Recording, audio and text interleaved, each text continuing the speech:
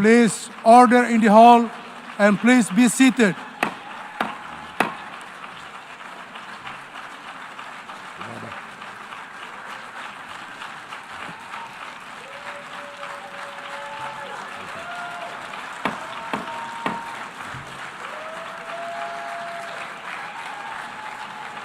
Please order in the hall.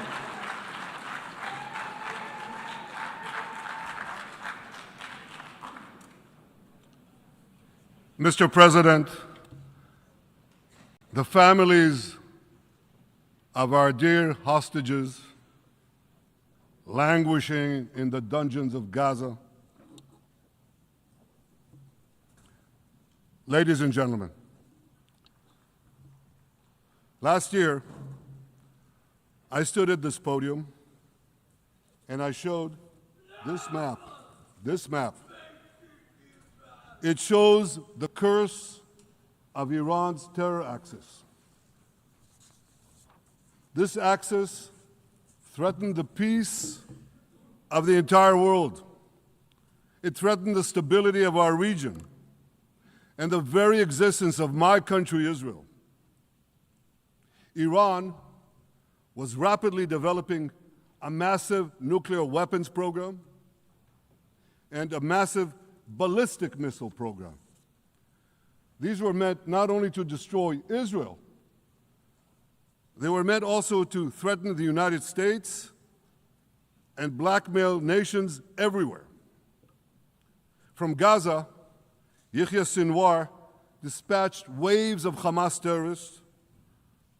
They stormed into Israel on October 7th and committed acts of unspeakable savagery. From Lebanon, Hassan Nasrallah had launched thousands of missiles and rockets at our cities, terrorizing our citizens. In Syria, the murderous dictator Assad hosted Iran's forces, tightening a noose of death around our throats. In Yemen, the Houthis launched ballistic missiles at Israel while choking global trade at the mouth of the Red Sea. So what's happened over the past year? We've hammered the Houthis, including yesterday. We crushed the bulk of Hamas's terror machine. We crippled Hezbollah, taking out most of its leaders and much of its weapons arsenal. You remember those beepers, the pagers? We paged Hezbollah, and believe me, they got the message. And thousands of terrorists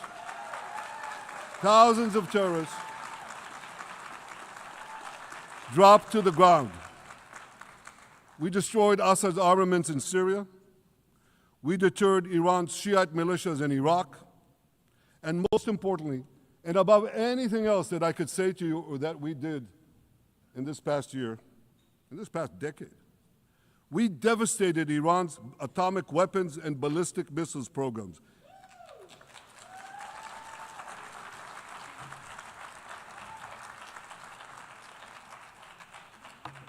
So here's where things stand today. Half the Houthi leadership in Yemen, gone. Yahya Sinwar in Gaza, gone. Hassan Nasrallah in Lebanon, gone. The Assad regime in Syria, gone. Those militias in Iraq, well, they're still deterred. And their leaders, if they attack Israel, will also be gone. And for Iran's top military commanders and his top atomic bomb scientists, well, they're gone too.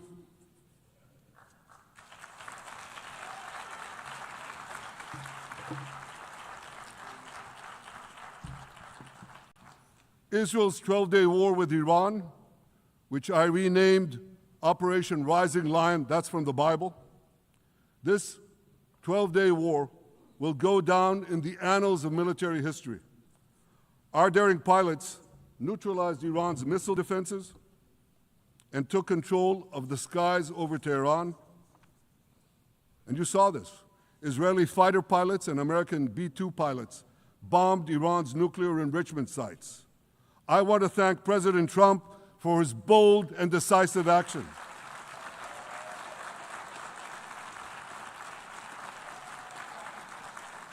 President Trump and I promised to prevent Iran from developing nuclear weapons, and we delivered on that promise.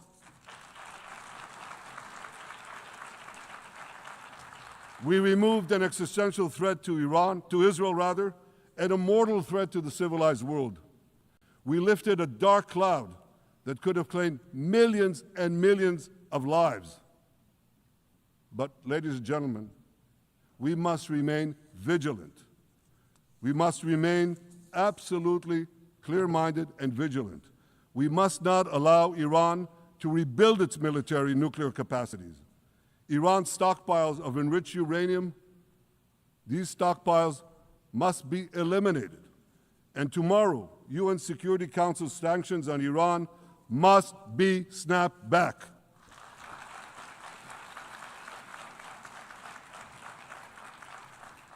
Thanks to the resolve of our people, the courage of our soldiers, and the bold decisions we took, Israel rebounded from its darkest day to deliver one of the most stunning military comebacks in history.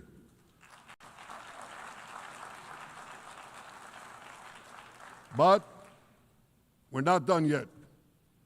The final remnants of Hamas are holed up in Gaza City. They vow to repeat the atrocities of October 7th again and again and again, no matter how diminished their forces. That is why Israel must finish the job. That is why we want to do so as fast as possible.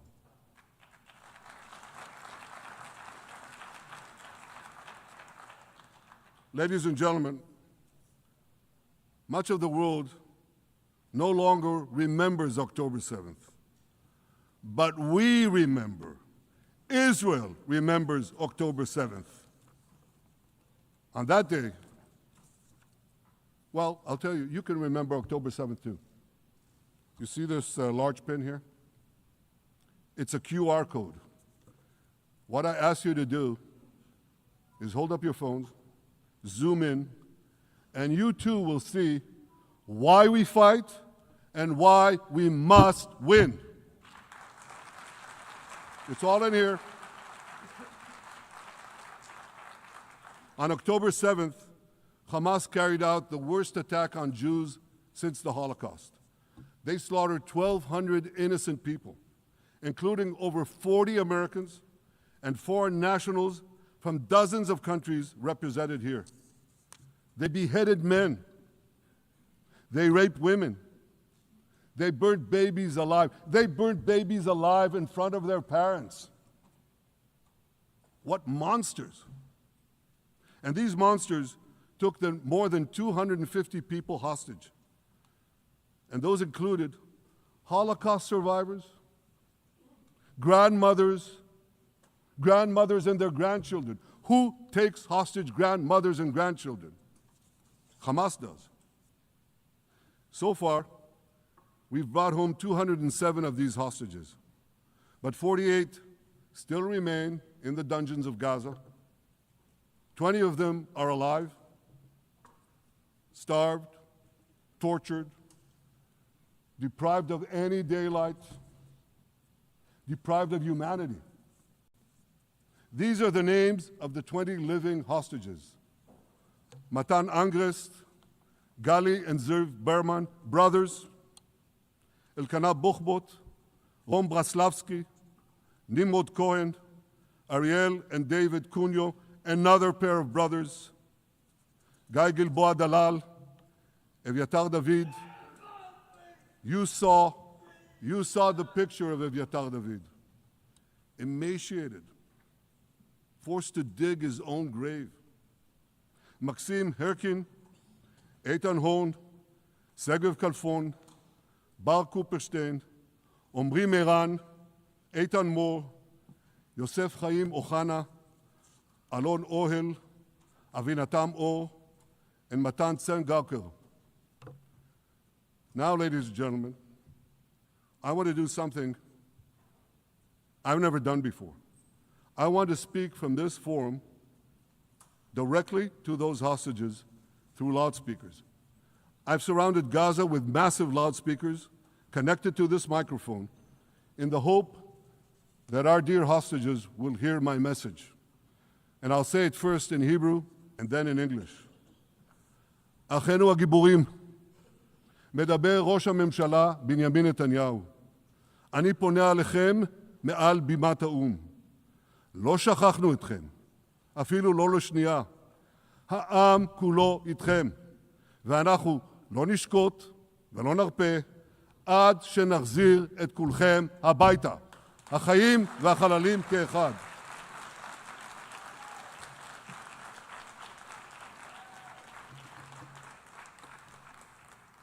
Our brave heroes. This is Prime Minister Netanyahu speaking to you live from the United Nations. We have not forgotten you, not even for a second. The people of Israel are with you. We will not falter and we will not rest until we bring all of you home.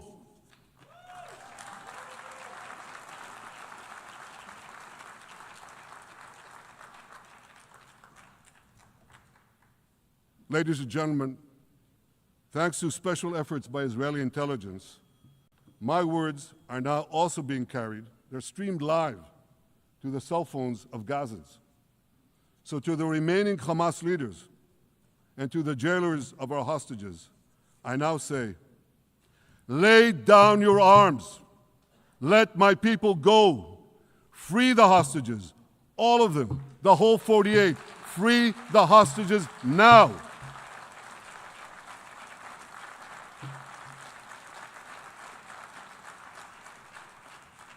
If you do, you will live. If you don't, Israel will hunt you down. Ladies and gentlemen, if Hamas agrees to our demands, the war could end right now. Gaza would be demilitarized, Israel would retain overriding security control, and a peaceful civilian authority would be established by Gazans and others committed to peace with Israel. And of course, you understand that the war in Gaza has affected every Israeli. But I'm sure there are people in New York or in London or in Melbourne and elsewhere who are probably thinking, what does all of this have to do with me? And the answer is everything. Because our enemies are your enemies. So let's do something else. So first at the UN, let's do a pop quiz. And raise your hand if you know the answer. Here's the first question. Who shouts death to America? Is it A, Iran, B, Hamas, C, Hezbollah, D, the Houthis, or E, all of the above? All of the above. Correct, all of the above. Second question. Who has murdered Americans and Europeans in cold blood? Is it A, Al-Qaeda, B, Hamas? We would have to establish 5 CIAs. 5 CIAs. This past June, when Israel struck Iran's nuclear facilities, German Chancellor Merz admitted the truth. He said, Israel is doing the dirty work for all of us. President Trump understands better than any other leader that Israel and America face a common threat. He showed the world that when Iran and its proxies murder Americans, take Americans hostage, shout death to America, burn American flags, and try to assassinate the President of the United States, tried to assassinate the President of the United States, not once, but twice. He showed them there is a price to pay for all that.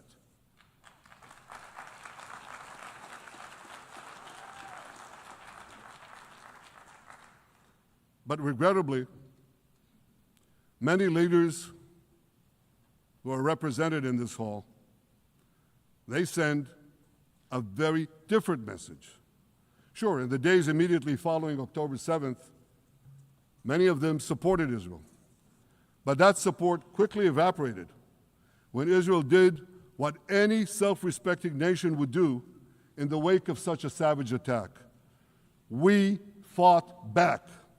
Now just imagine, just sit back for a second and imagine an attack against America proportioned to the attack against Israel on October 7th. Imagine a regime, a terror regime, dispatching thousands of terrorists to invade the United States. They massacre 40,000 Americans.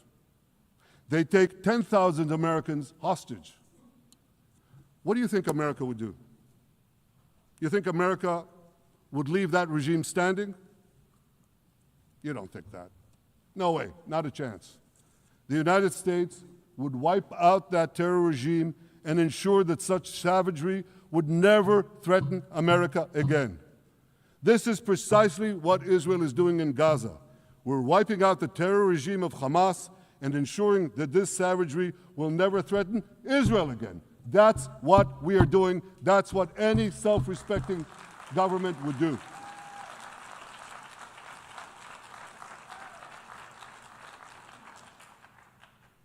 Yet, and it's a yet that I'm sorry to say here, yet over time, many world leaders buckled.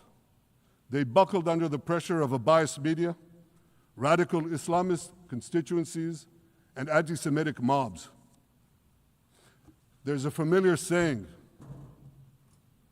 when the going gets tough, the tough get going. Well, for many countries here, when the going got tough, you caved. And here's the shameful result of that collapse. For much of the past 2 years, Israel has had to fight a seven-front war against barbarism with many of your nations opposing us. Astoundingly, as we fight the terrorists who murdered many of your citizens, you are fighting us. You condemn us, you embargo us, and you wage political and legal warfare, it's called lawfare, against us. I say to the representatives of those nations, this is not an indictment of Israel. It's an indictment of you. It's an indictment of weak-kneed leaders who appease evil rather than support a nation whose brave soldiers guard you from the barbarians at the gate. They're already penetrating your gates. When will you learn? You can't appease your way out of jihad, and you won't escape the Islamist storm by sacrificing Israel. To overcome that storm, you have to stand with Israel. But that's not what you're doing. As the prophets of Israel foretold in the Bible, you've turned good into evil and evil into good. Now I want to drill down on this. Take the false charge of genocide. Israel is accused of deliberately targeting civilians. Ladies and gentlemen, the opposite is true. The head of urban warfare studies, Colonel John Spencer, he's perhaps the world's greatest expert on urban warfare. And he says, Israel is applying more measures to minimize civilian casualties than any military in history. And because we're doing that, the ratio of non-combatant to combatant casualties is less than 2 to 1 in Gaza. That's an astoundingly low ratio, lower than NATO's wars in Afghanistan and Iraq, especially when you consider that Gaza is one of the most densely populated urban areas on Earth. It has hundreds of miles of terror tunnels underground, and it has countless terror towers above ground. And thousands of terrorists embedded in the tunnels and in these towers in civilian areas. If you want to see what measures Israel takes to avoid civilian casualties in this war, just look at what we're doing now in Gaza City, the last Hamas stronghold, one of the two last strongholds.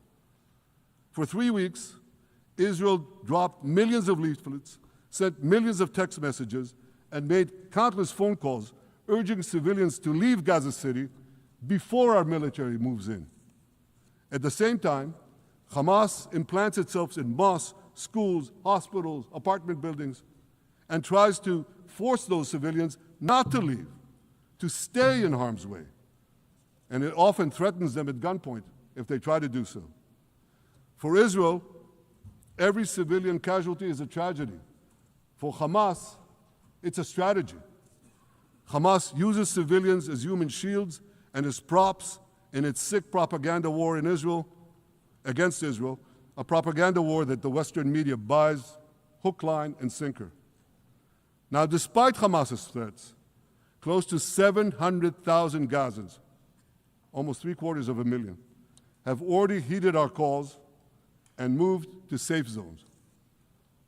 Now I want to ask you a simple question, a simple, logical question. Would a country committing genocide plead with the civilian population it is supposedly targeting to get out of harm's way? Would we tell them, get out, if we want to commit genocide? We're trying to get them out. And Hamas is trying to keep them in. And this charge is so baseless. The comparison to genocide, wholesale slaughter of populations. What, did the Nazis ask the Jews to leave, kindly leave, go out? Did others, you want me to name all the genocidal leaders of history? Just go one by one. Did anyone do this? Did they say, get out so we can come in? Of course not. So the truth has been turned on its head. Hamas, a genocidal terrorist organization whose charter calls for the murder of all Jews on the planet. This genocidal organization is given a pass. It's barely mentioned. While Israel, which does everything it can to get civilians out of harm's way, Israel is put in the dock. What a joke. You want to hear another one? Israel is accused of deliberately starving the people of Gaza when Israel is deliberately feeding the people of Gaza. Since the beginning of the war, Israel has let into Gaza more than 2 million tons of food and aid. That's 1 ton of aid for every man, woman, and child in Gaza. Nearly 3,000 calories per person per day. Some starvation policy. If there are Gazans who don't have enough food, it's because Hamas is stealing it. Hamas steals it, hoards it, and sells it at exorbitant prices to fight its war machine.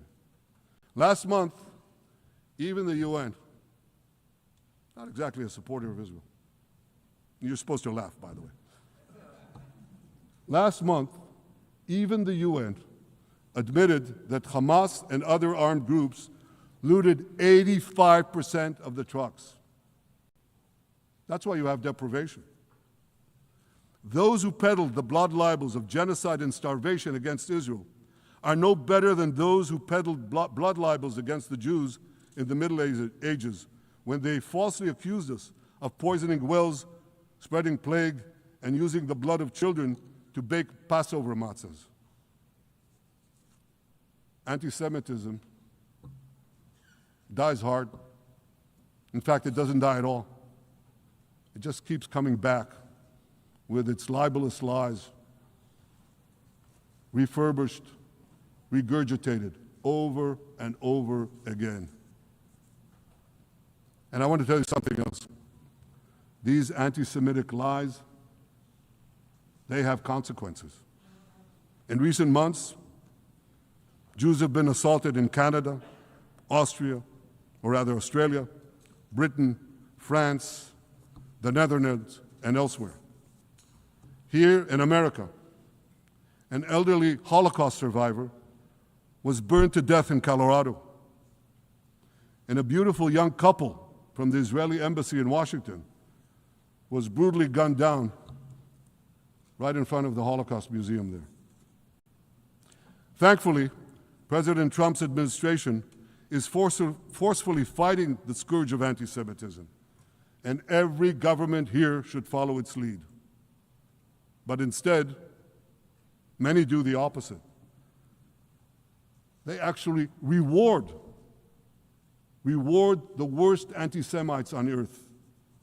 This week, the leaders of France, Britain, Australia, Canada, and other countries unconditionally recognized a Palestinian state.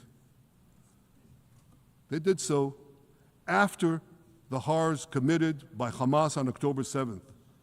Horrors praised on that day by nearly 90% of the Palestinian population. Now, let me say that again. Nearly 90% of Palestinians supported the attack on October 7th. It's not supported only, they celebrated it. They danced on the rooftops. They threw candies. That's both in Gaza and in Judea, Samaria, the West Bank, as you call it.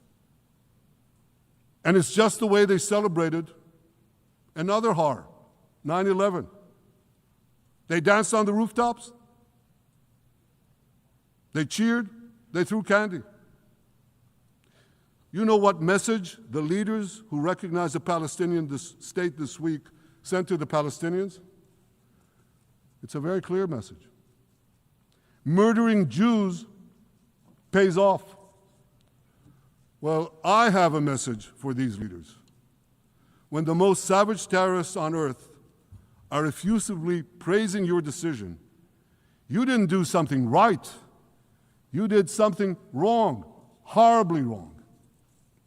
Your disgraceful decision will encourage terrorism against Jews and against innocent people everywhere.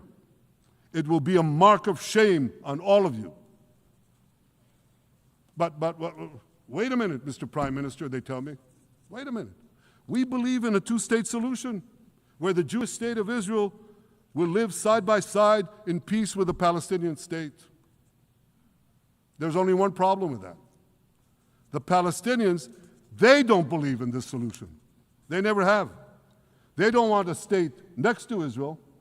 They want a Palestinian state instead of Israel. And that's why every time they were offered a Palestinian state, but were required to end the conflict with Israel and recognize the Jewish state, every time, over the decades, they turned it down. And that is why every time they were given territory, they used it to attack us. In fact, they effectively had a Palestinian state in Gaza. So what did they do with that state? Peace? Coexistence? No. They attacked us time and time again. Totally unprovoked. They fired rockets into our cities. They murdered our children. They turned Gaza into a terror base from which they committed the October 7th massacre. So here's the uncomfortable truth. The persistent Palestinian rejection of a Jewish state in any boundary is what has driven this conflict for over a century. It is still driving it. It's not the absence of a Palestinian state. It's the presence and existence of a Jewish state. And I find it amazing that the foreign chancelleries and the ministries and all those who pontificate about this, and the leaders, how can they not see this basic truth when it is repeated again and again and again ad nauseum? And I want to say something else. This rejection of a Jewish state not only applies to Hamas, it also applies to the so-called moderate Palestinian Authority. You should know that the Palestinian authorities pays terrorists to slay Jews. The more Jews the terrorists slay, the more the Palestinian Authority pays. The Palestinian Authority names its government buildings, its public squares, its schools, after the mass murderers of Jews, which they glorify as martyrs. They pay and glorify not just the killer of Jews, but also killers of Christians. Christians like Taylor Force, an American veteran who was brutally murdered in Israel by Palestinian terrorists.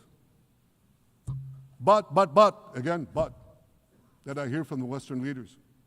They tell me, the PA promised us it will reform. And I know this time, Prime Minister, it will be different. Yeah, right. We've heard these promises for decades. They always promise. They never deliver. Because you see, the Palestinian Authority is corrupt to the core.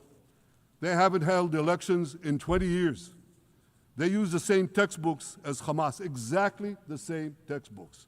They teach their children to hate Jews and destroy the Jewish state. And Christians don't fare much better. When Bethlehem, the birthplace of Jesus, was under Israeli control, 80% of its residents were Christians. But since the PA took control, that number has dwindled to under 20%. These are the people you want to give a state to? What you're doing is giving the ultimate reward to intolerant fanatics who perpetrated and supported the October 7th massacre. Giving the Palestinians a state 1 mile from Jerusalem after October 7th is like giving Al-Qaeda a state 1 mile from New York City after September 11th. This is sheer madness. It's insane, and we won't do it.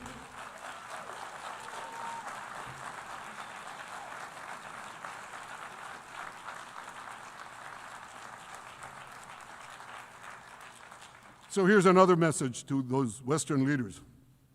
Israel will not allow you to shove a terror state down our throats.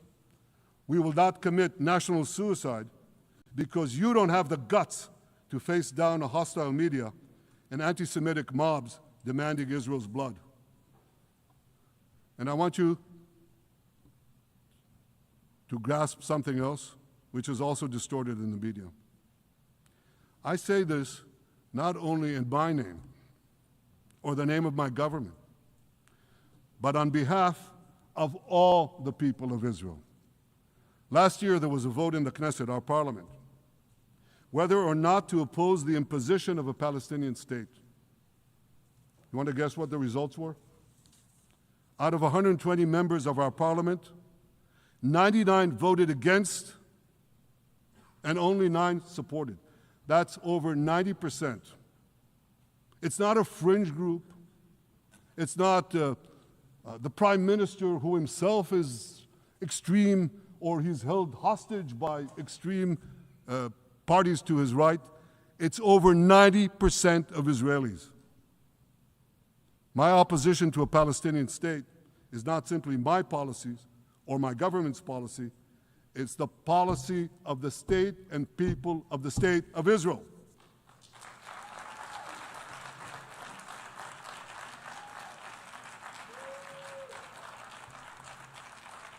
Western leaders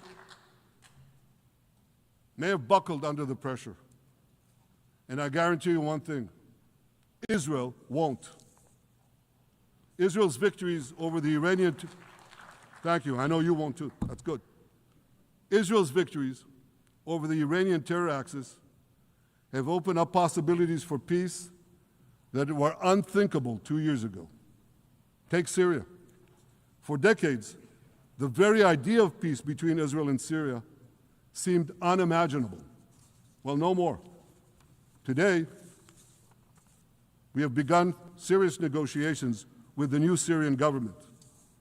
I believe an agreement can be reached that respects Syria's sovereignty and protects both Israeli security and the security of the minorities in the region, including the Druze minority. From the founding of Israel, Jews and Druze have been brothers in arms.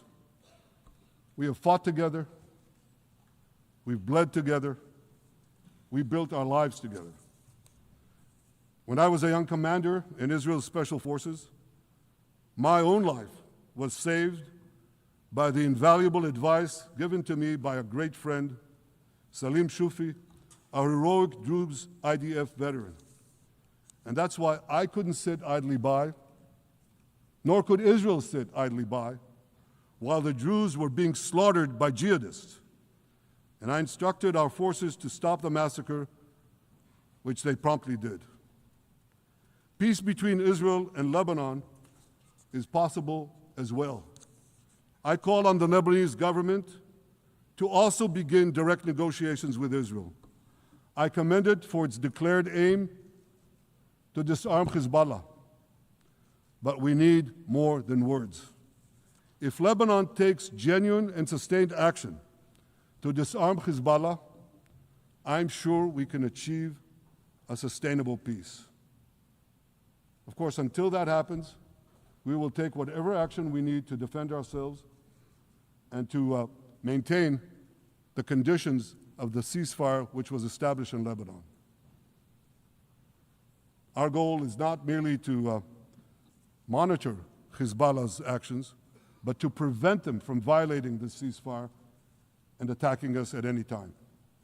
But I'm sure that if the Lebanese government persists in its goal of disarming Hezbollah, peace will come very speedily and very readily. Victory over Hezbollah has made peace possible with our two Arab neighbors in the north.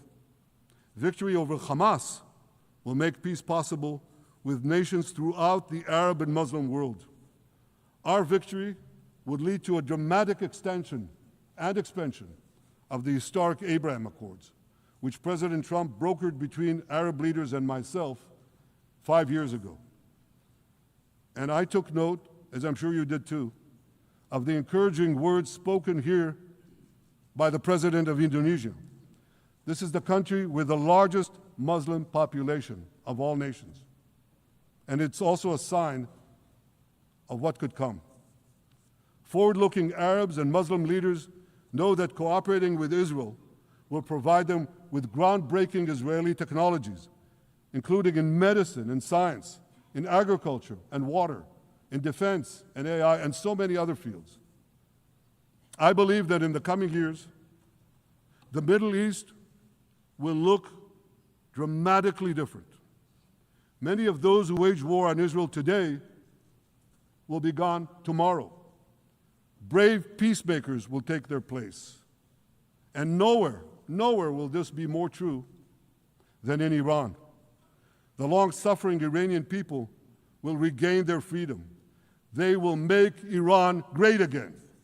And our two ancient peoples,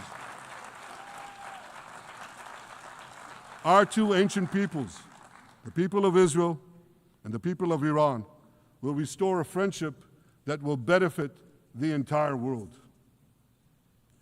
Ladies and gentlemen, the horrors that happened on one dark day, October 7th, those horrors happened countless times during the centuries of my people's exiles among the nations. Jewish blood was cheap.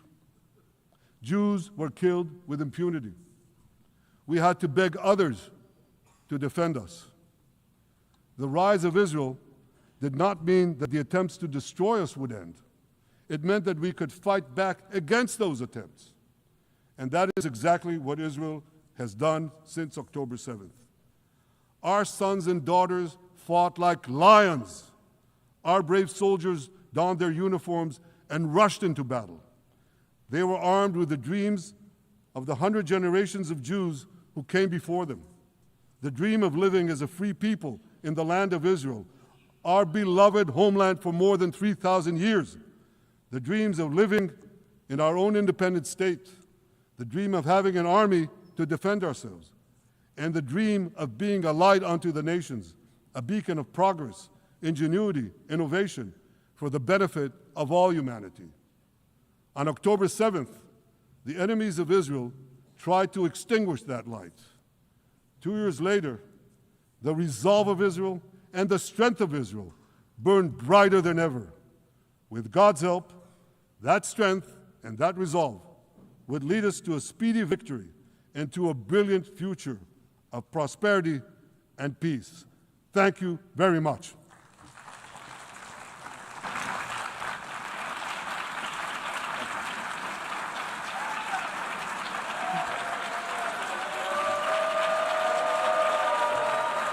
On behalf of the Assembly, I wish to thank the Prime Minister of the State of Israel,